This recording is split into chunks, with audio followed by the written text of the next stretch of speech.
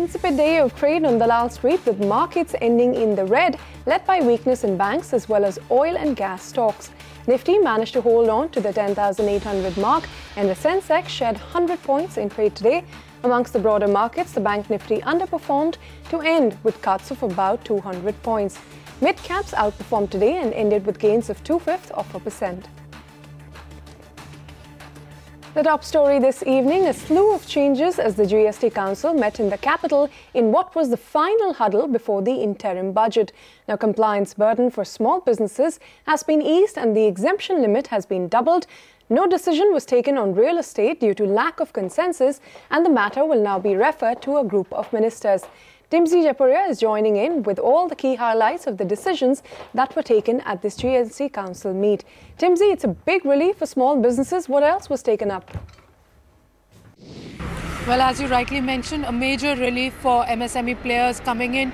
Firstly, the minimum threshold for having a GST registration has been increased from 20 lakh rupees to 40 lakh rupees. However, the option is also with states whether to continue with 20 lakh rupees or with 40 lakh rupees as the minimum threshold for GST registrations. States have been given time for up to, in the next 1 week, they have to come back to the GST Council trying to give a clear picture as to whether they want to continue with 20 lakh as a threshold or 40 lakh rupees as a threshold. Secondly, when it comes to compliance for composition taxpayers has been eased very clearly after the decisions that we saw today. 1.5 lakh crore of annual turnover for manufacturers under GST, they can apply for composition tax scheme where they will be allowed to pay quarterly GST collections as well as file their returns annually. Secondly, for service tax providers with a threshold of up to 50 lakhs, a new composition scheme has been carved out where they will be taxed at a composition tax of 6%. So that eases the burden for MSME very clearly, because that was a long pending demand when it comes to compliance, when it comes to taking a registration number, etc. Now when we move to other key issues, Kerala today has been allowed to levy a 1% cess in the state on the interstate for the state goods, and this they can apply for up to 2 years, which can be given as an exemption to Kerala considering the natural calamity that they faced recently. Now we heard Kerala Finance Minister saying that he will be announcing this particular cess in the upcoming state budget. So all eyes on Kerala state budget as well as to what all goods will have this additional 1% cess.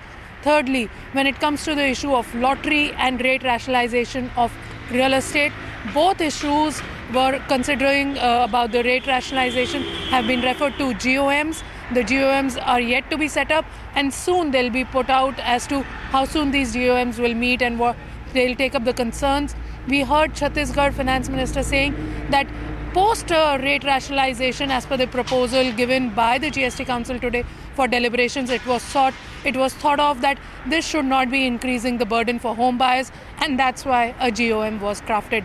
Let's see what happens after these GOMs meet and what are the final decisions. Back to you. Oh, absolutely, Timsy. Thank you very much for bringing us that report. Now, as the GST Council's 32nd meeting concluded, Finance Minister Arun Jaitley ruled out any further rate cuts till an increase in revenue is achieved.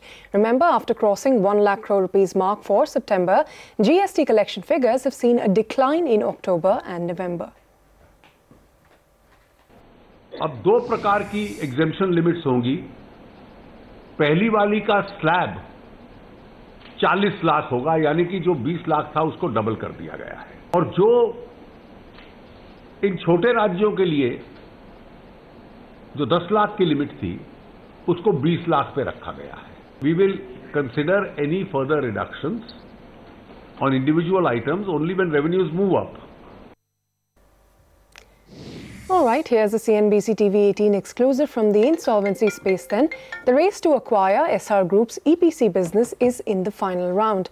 Sources have told CNBC TV 18 that ArcelorMittal and Royal Partners are now in the fray in the second round of bidding to acquire this company under the IBC process. Now, sources have told us that the Committee of Creditors for EPC Constructions will be meeting today to take a call on these two bids that have been submitted, where ArcelorMittal's offer stands at about 2,000 1,000 crore rupees overall, which includes 402 crore rupees of upfront payment and another 1,000 crore rupees as cash equity infusion into the company. Compared to this, Royal Partners' offer, at least as far as the upfront payment to creditors is concerned, is slightly higher at 420 crore rupees, and they have also offered 480 crore rupees as non-convertible debentures to the lenders at a coupon rate of 8%. We're also given to understand that Royal Partners is also willing to infuse some equity into the company after acquisition. Now, both of these offers are going to be weighed, and if either of those is selected, the company with a debt of 7,200 crore rupees will see lenders taking a haircut of over 85%. So that's a large haircut that the lenders will have to undertake, led by IDBI Bank, UCO Bank, Union Bank, and several other large lenders that have exposure to this company. Now, here's another CNBC TV 18 exclusive. The world's second largest reinsurer, Swiss Reinsurance, has expressed an interest in making its India foray. Yash Jain, who broke that story earlier, joins in with the latest. Yash, over to you. Well, a major positive for Oriental Bank of Commerce and its stake sale plans. What we're given to understand from our sources is that world's second largest reinsurance group, that is Swiss Re, has expressed the intention to acquire Oriental Bank's stake in the life insurance arm, that is Canara HSBC Oriental Life Insurance. Also, what we're given to understand is that Swiss Re has already submitted its expression of interest when it comes to acquiring that 23% stake held by Oriental Bank in the life insurance arm. Now, this particular development also puts Swiss Re in the same race as some of the marquee private equity players, players like Carlyle Group, GIC, TPG, Apex Partners, Baring PE, which have already submitted their expression of interest when it comes to acquiring same 23% stake held by Oriental Bank of Commerce in the life insurance arm. Now, as far as fundraising is concerned for Oriental Bank of Commerce, CNBC TV 18 has already reported that the bank would look to raise anywhere about 1,500 crore by selling this 23% stake, which would also value the life insurance arm, which is Canara HSBC Oriental Life Insurance, at a valuation of about 6,500 crore rupees.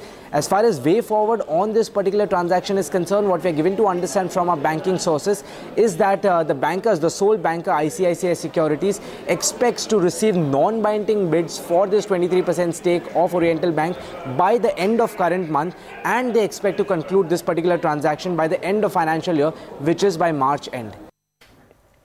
All right, Ash, thank you very much for bringing us that report. Now, India is where China was and is at the stepping stone of becoming a great market. That's the word coming in from Richard Snyders, the Vice President of Asia Pacific region at Volvo.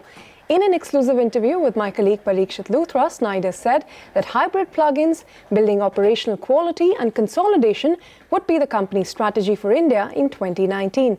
That's not all. He also called upon the government to reduce high tax rates on hybrids and give them the same treatment as electric vehicles.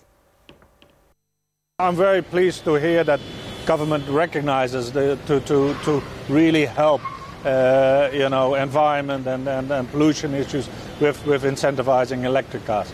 We see plug-in hybrids as the same cars, because if you use a plug-in hybrid, you basically could drive all week with electric. It's only when you go over 40 kilometers that you really start using normal conventional engines. So we are calling out that we really apply the same policy on plug-in hybrids, because it is a game changer, and plug-in hybrids is the way to full electricity. I think it's state-of-the-art technology, as I said earlier, and we need to introduce customers to this, because the tax is a concern to us, but I still think since it is state-of-the-art, it's still worth paying a premium for. Right. So this would be probably a hope from the budget. The budget would be announced in a few weeks from now. Your hope would be that GST rates for hybrids should be rationalized, because this is a good option till the time we achieve full electrification. Yeah, exactly. Because people who buy electric or plug-in hybrid have to do the charging themselves. They have to charge at work. So there needs to be incentivizing to people to do this. And hence we should apply the same policy on plug-in hybrids as we do for electric cars. Welcome back. You're still with After the Bell, and here's the big national headline that we've been tracking today. The Prime Minister-led 3-member selection committee is meeting again this evening to decide the fate of Alok Verma as the CBI chief. Now, this panel, which also has Justice Sikri and Congress leader Mallikarjun Kharge as its other 2 members, did meet last night as well. However, that meeting had ended inconclusively. Parikshit Luthra joins us with more. Parikshit, what are the expectations from today's meeting? Any decision expected? Well, Justice Sikri and Mallikarjun Kharge arrived at the Prime Minister's residence about 15 minutes back. The meeting has begun. Last night's meeting went on for about 30 minutes and was inconclusive. Today, we believe that the Congress is going to put up a tough fight, in a sense, once again. They are going to demand that Alok Verma should get back those 77 days that he lost after being sent on leave. The Congress leader would also be demanding an investigation into what were the events that led to his being sent on leave, that controversial late-night order where Alok Verma was sent on leave, Rakesh Asthana was sent on leave, and Nageshwar Rao was made the CBI director around midnight, and he took charge at 2 a.m. in the night as well. He would also ask the panel to allow the CBI director, Alok Verma, to depose before the committee. It will be very important to see what are the comments coming from the Prime Minister's side, from Justice Sikri as well, and all of them would have to make their remarks clear on a file and sign that file either today or in the days to come. So the procedure has just begun. Today we're looking at the second meeting. It's possible that we may not see any kind of conclusion today as well. All right, Parikshit, thank you for bringing us that, and we'll keep you posted on the developments from that meeting later today. Now, the Supreme Court has deferred the hearing of the Ayodhya title dispute case to the 19th of January. The move came after Justice U. Lalit, who was part of the 5-judge bench, recused himself after the petitioner raised a red flag. Ashmit Kumar, who was at the court, joins in with more details. Ashmit, what transpired in court today and what should we be expecting next? Well, for the second time this year, there appears to have been a hurdle in the place of the Ayodhya land dispute hearing. Now, keep in mind that at an earlier hearing in the month of Jan, Justice Gogoi-led bench had simply deferred the matter, observing that an appropriate bench needs to be constituted. We now have that appropriate bench that was constituted of 5 judges. It was supposed to begin hearing today, at least on the question of the schedule and the roadmap of the hearing. But one of the red flags that had been raised by the petitioners is that one of the 5 judges, who happens to be Justice U. Lalit, also, in fact, was practicing as a lawyer prior to the elevation as an apex court judge, and that during his practice as a lawyer, he appeared for Kalyan Singh, the former Chief Minister of the state of Uttar Pradesh, at the time of the demolition of the Babri Masjid, and hence was directly related to the matter in question, given that he was a counsel in the criminal proceeding against Kalyan Singh. With that having been said by the petitioners, Justice U. Lalit, as of this stage, has seen it fit to recuse himself from the hearing in question. That, of course, begs the question, what about the way forward? That question has been answered by Justice Gogoi. He observed as a part of the order today that a fresh bench will be constituted. Justice U. Lalit will be replaced, but the matter will begin arguments again on January 29th. And one of the key aspects, of course, that has been plaguing the hearing throughout of the 2018 as well as this early 2019 as well has been the documents in question and their translations, whether or not they're accurate. Keep in mind, there are 15 trunks of documents that had to be translated. The registrar of the apex court is now tasked with verifying whether or not the translations are accurate in nature. They will have to come back and file their report by January 29th, and that's when we expect the hearing to resume and perhaps more clarity on the way forward in terms of the roadmap, in terms of the schedule of hearing for the Ayodhya land dispute matter. Back to you. All right, Ashmit, thank you very much for joining in. So 29th January it is when the next Ayodhya case hearing is going to be held.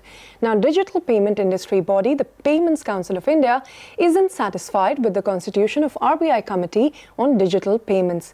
Speaking to cnbc TV 18's Mugdha Warrior, PCI Chairman Vishwas Patel said that the RBI panel should have had direct representation of digital payment players. Here's an excerpt of that conversation. What are your thoughts on the membership of this committee? Because we understand there is no direct representation from the digital payments industry. Right. As Payment Council of India, we were not aware that such a committee was being constituted. Though we would like that someone from the Payment Council of India, because our membership constitutes of almost all the payment gateway players, all the card networks, all the ATM providers, all the POS providers. In essence, if I were to put it, our membership constitutes almost 95% plus of all the payments that are processed in the country.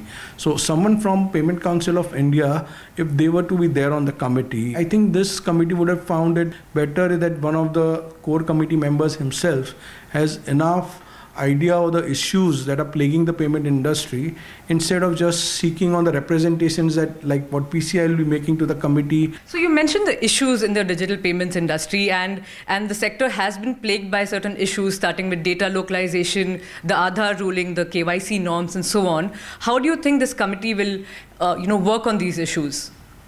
I think there are so many issues that are plaguing right now, though the growth has been phenomenal. But having said that, it can be even more phenomenal now. There are certain issues that needs to be resolved on priority. Data localization was a good step.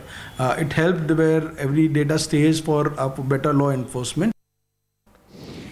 All right, innovation that's useful and affordable, that has been the cornerstone of the strategy that FMCG major Godrej Consumer Products has employed in the year 2018, and quite effectively. But CNBC TV 18's Priya Sheth says that is just one of the reasons GCPL is in the running for the title of Outstanding Company of the Year at CNBC TV 18's India Business Leader Awards 2018.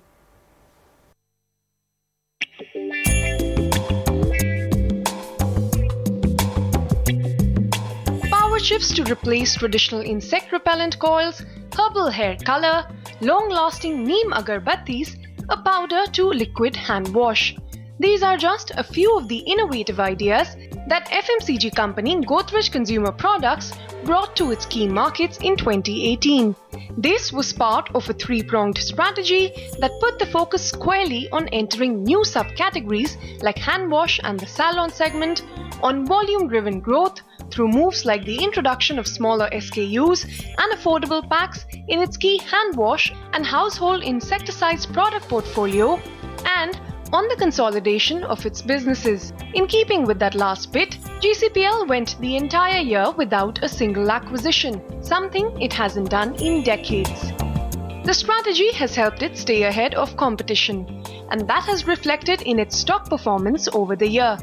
When GCPL gave a 23% return, its peers like Marico and Dabur gave stock returns of 17 and 19% respectively. 2018 also saw GCPL implement a 3x3 strategy, where the focus is on growing three verticals of personal wash, hair care and home care in three geographies of Asia, Africa and Latin America. All this with a renewed thrust on a deeper rural penetration, and the results have paid off. Not only have two of its mainstay categories, soap and hair color, reported consistent double-digit revenue growth over the first 9 months of 2018, Godrej Consumer Products is in the running for the title of Outstanding Company of the Year at the CNBC TV 18 India Business Leader Awards 2018. All right, with that, it's a wrap on this edition of After the Bell, but do stay tuned to CNBC TV 18